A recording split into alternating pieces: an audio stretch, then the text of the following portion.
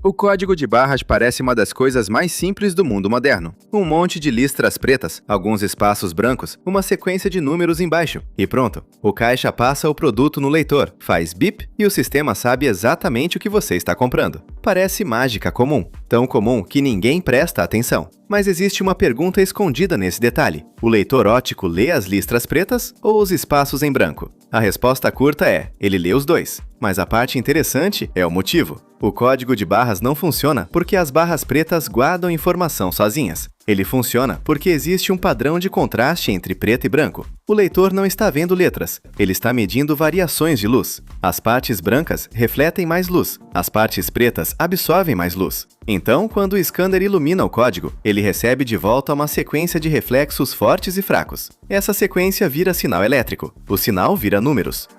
E os números viram informação no sistema. Agora pensa no quanto isso é elegante. O leitor não precisa entender o desenho como um humano. Ele não olha para o código e pensa: essa listra é grossa, essa é fina. Ele dispara uma luz, geralmente laser ou LED, sobre o código. À medida que essa luz atravessa as barras e os espaços, um sensor percebe a diferença de reflexão. Branco volta com mais intensidade, preto volta com menos. O scanner transforma essa alternância em uma espécie de batimento. Claro, escuro, claro, claro, escuro, escuro, como se o produto estivesse falando em luz. E é aqui que vem a virada. O código de barras não é apenas uma sequência de linhas, ele é uma linguagem de larguras. Barras e espaços podem ser finos ou grossos, e a combinação dessas larguras representa dígitos. Um número não é desenhado como o número que você vê impresso embaixo, ele é codificado em um padrão específico de barras pretas e espaços brancos. É como o código Morse visual, só que em vez de pontos e traços sonoros, ele usa faixas claras e escuras de tamanhos diferentes. Por isso, os espaços brancos são tão importantes quanto as barras pretas. Se você apagar um espaço, engrossar uma barra, manchar uma parte clara ou sujar o código, o leitor pode se confundir. O branco não é vazio, o branco também é informação. Ele é parte do código. Na verdade, a pergunta "o scanner lê o preto ou o branco?" é parecida com perguntar se uma música está nas notas ou nos silêncios. A música precisa dos dois. O código de barras também. Agora vamos entrar na matemática invisível. Em muitos códigos de produtos, como o EAN13, usado em supermercados, existe uma estrutura muito organizada. Há barras de guarda no começo, no meio e no fim. Elas funcionam como sinais de orientação. Dizem ao leitor onde o código começa, onde se divide e onde termina. Depois vem grupos de dígitos codificados por padrões de barras e espaços. Mesmo que o produto passe pelo scanner um pouco torto, rápido ou de cabeça para baixo, o sistema consegue identificar a direção e reconstruir a sequência.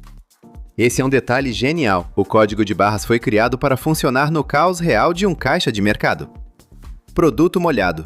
Embalagem amassada. Caixa passando rápido. Mão do atendente inclinada. Luz ambiente. Reflexos. Rótulo curvo. O sistema precisava ser simples o suficiente para ser impresso em qualquer embalagem, mas robusto o suficiente para ser lido milhares de vezes por dia sem exigir perfeição. E é por isso que ele tem redundância, padrões de início e fim, zonas em branco nas laterais e dígitos de verificação. A zona em branco, por exemplo, parece só margem, mas ela também é fundamental. Antes e depois do código, existe uma área vazia chamada zona silenciosa. Ela ajuda o leitor a entender que o padrão começou e terminou. Sem essa área, o scanner poderia confundir o código com texto, desenho, cor de embalagem ou outros elementos próximos. Mais uma vez, o vazio não é inútil. O espaço em branco é o que permite que a máquina saiba onde prestar atenção. E o dígito de verificação é outro truque inteligente. A sequência numérica do código geralmente inclui um número calculado a partir dos outros. Quando o scanner lê o código, o sistema refaz essa conta. Se o resultado não bater, ele sabe que algo foi lido errado. É como uma pequena prova matemática embutida no produto. O bip do caixa não acontece só porque o leitor enxergou linhas. Ele acontece porque a máquina enxergou, traduziu e conferiu se aquilo fazia sentido. Mas existe uma coisa que muita gente entende errado. O código de barras não guarda diretamente o preço do produto. Aquele padrão normalmente identifica o item como uma espécie de RG. O preço fica no sistema da loja. Quando o scanner lê o código, ele envia o número para o computador e o computador procura no banco de dados: produto tal, marca tal, preço tal. Por isso, o mesmo código pode ter preços diferentes em lojas diferentes. O código identifica, o sistema interpreta. Agora imagine um mundo antes disso.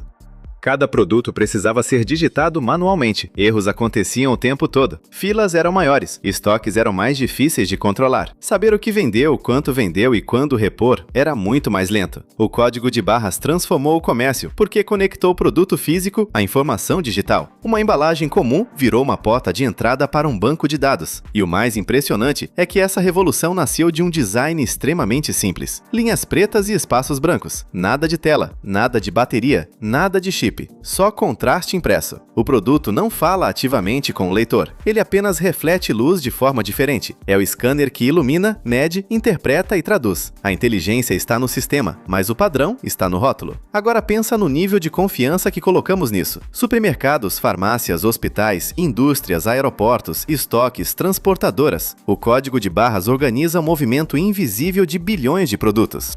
Um pequeno erro de impressão pode travar leitura. Uma mancha pode confundir o sensor. Um espaço branco mal preservado pode quebrar o padrão. E ao mesmo tempo, quando tudo está certo, a leitura acontece em uma fração de segundo. É quase poético. Uma das tecnologias mais importantes do mundo moderno depende da diferença entre luz refletida e luz absorvida. O preto não é apenas preto. O branco não é apenas fundo. A informação está na relação entre os dois, na alternância, no ritmo, no contraste, no espaço. Então, da próxima vez que você ouvir aquele bip no mercado, talvez perceba que não foi só uma máquina lendo listras. Foi um sistema inteiro transformando luz em número, número em produto, produto em preço e preço em compra. O leitor óptico não lê apenas as barras pretas, ele lê a conversa entre o preto e o branco. E talvez a pergunta mais curiosa não seja se ele lê as barras ou os espaços. A pergunta é: quantas tecnologias do nosso dia a dia parecem simples só porque funcionam rápido demais para a gente perceber?